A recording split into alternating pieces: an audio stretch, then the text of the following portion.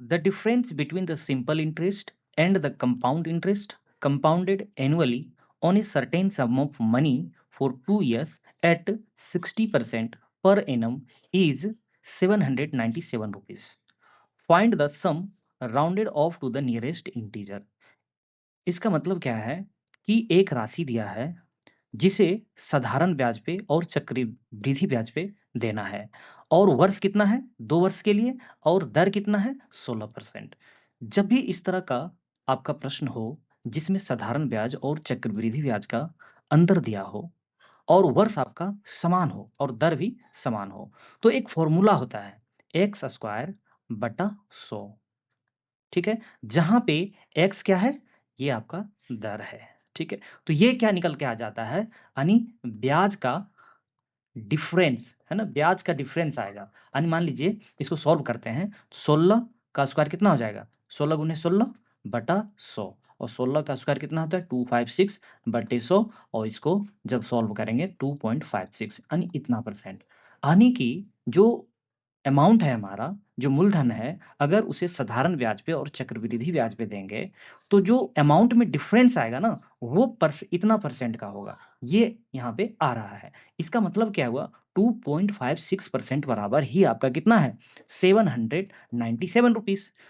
तो 100% बराबर हम निकाल देंगे, 100% निकालने पे क्या निकल के आ जाएगा, हमारा राशि निकल के आ जाएगा, यानी कि मूलधन निकल के आ जाएगा। तो कैसे निकालते हैं, 797 ये कितने के बराबर है, 2.56% के बराबर है। तो 100% बराबर कितना होगा,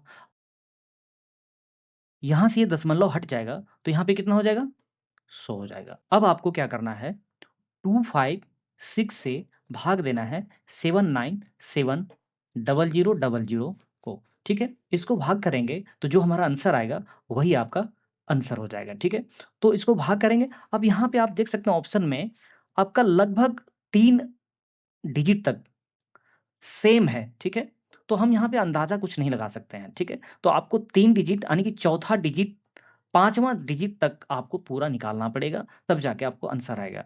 तो हम यहाँ पे क्या करते हैं, अब देखो यहाँ पे हमें भाग करना है तो कितना बार में देंगे, तो हम अपना दिमाग यहाँ पे कुछ नहीं लगाएंगे, हम डायरेक्ट 3 बार में देंगे, क्योंकि सारे ऑप्शनों में 3 3 है। ठीक है, तो 3 बार में देंगे, 3 बार में कितना हो जाएगा, 6×3=18 के 8 बाकी तुम्हें 1, 5×15 और 1×16 के 6 बाकी तुम्हें 1, 3×6 और 1 7 हो जाएगा। ठीक है, इसको माइनस करेंगे तो कितना हो जाएगा, यहाँ पे 17 में 8 जाएगा तो यहाँ पे 9 बच जाएगा, और यहाँ पे 8 में 6 गया तो 2, और ये यहाँ 7 से 7 तो 0 हो जाएगा। ठीक है, अब यहाँ एक 0 आएगा, फिर से कितना एक बार में आएगा 256, अब यहाँ पे कितना 4, 8 में 5 3, यहाँ पे कुछ नहीं, यहाँ पे 0 आएगा, फिर से एक बार में, है ना, 256, ये कितना 4, 13 में 5 8, यहाँ फिर से 0, ये कितना बार में, 3 बार में, 3 बार में कितना आएगा 768, पहले ही हम कर चुके हैं हम लोग यहाँ। ठीक है, तो यहाँ पे ये लिखेंगे, अब यहाँ पे कितना आएगा 2, 13 में 6 गया तो कितना 7, यहाँ पे कुछ नहीं, एक 0 फिर से आएगा।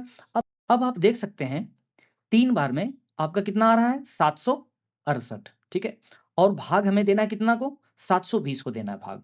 ठीक है, तो ये लगभग देख सकते हैं आप 3 आ रहा है, और ये लगभग में आपका आंसर भी पूछ रहा है ना, निकटतम पूर्णांक तक, ये आपका उत्तर हो नहीं सकता है ना, क्योंकि ये 1 है यहाँ पे।